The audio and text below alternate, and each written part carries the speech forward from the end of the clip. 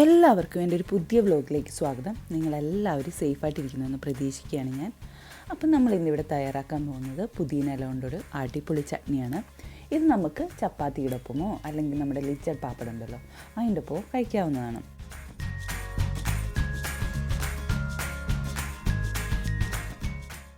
ഇനി നമുക്ക് വീഡിയോയിലേക്ക് പോകാം. അതിനു മുമ്പ് നമ്മുടെ ചാനൽ സബ്സ്ക്രൈബ് ചെയ്യാത്തവർ ഒന്ന് സബ്സ്ക്രൈബ് ചെയ്തേക്കണേ മറക്കാതെ.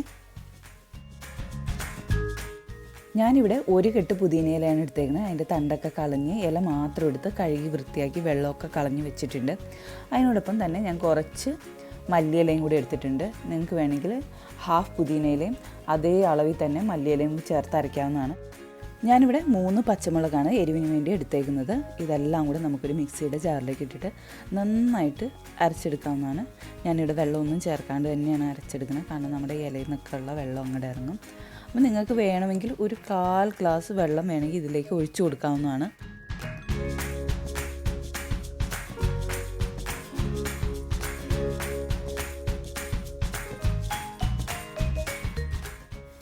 ഇപ്പം ഞാൻ നമ്മുടെ പുതിനയിലയും മല്ലിയിലയും ഒക്കെ ചേർത്തിട്ട് നന്നായിട്ട് ഇവിടെ അരച്ചെടുത്തിട്ടുണ്ട്.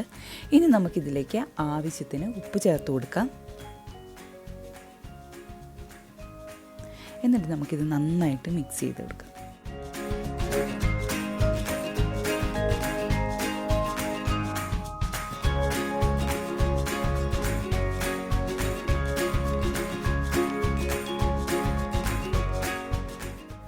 നമുക്കൊരു 2 ടേബിൾ സ്പൂൺ തൈരാണ് എടുത്തേക്കുന്നത്. നല്ല കട്ട തൈരാണ് ഞാനിവിടെ എടുത്തേക്കുന്നത്.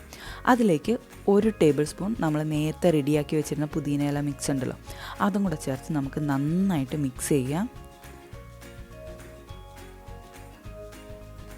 നമ്മൾ വളരെ ഹെൽത്തിയാണ് ഈ പുതിന ഇല ചട്നി. നിങ്ങളെല്ലാവരും മറക്കാതെ ഒന്ന് ട്രൈ ചെയ്ത് നോക്കണം. പിള്ളേർക്കൊക്കെ വളരെയധികം ഇഷ്ടപ്പെടും ഈ ചട്നി. ഇവിടെ എല്ലാവർക്കും ഇഷ്ടമാണിത്. നമ്മൾ ബാക്കി വരുന്ന ആ പുതിന ചട്നി തൈരൊന്നും ചേർക്കാണ്ട് നന്നായിട്ട് കവർ ചെയ്ത് ഫ്രീസറിനകത്ത് സൂക്ഷിച്ചാൽ മതി. നമുക്ക് ആവശ്യം വരുമ്പോൾ അതിനനുസരിച്ചെടുത്ത് തൈര് ചേർത്ത് ഉപയോഗിക്കുക. ടേസ്റ്റിലൊന്നും ഒരു വ്യത്യാസം വരില്ല. എല്ലാവർക്കും ഈ റെസിപ്പി ഇഷ്ടമായെന്ന് വിചാരിക്കുന്നു. അപ്പോൾ എല്ലാവരും ട്രൈ ചെയ്ത് നോക്കിയിട്ട് നിങ്ങളുടെ ഫീഡ്ബാക്സൊക്കെ നമ്മുടെ കമൻറ്റിൽ അറിയിക്കണം.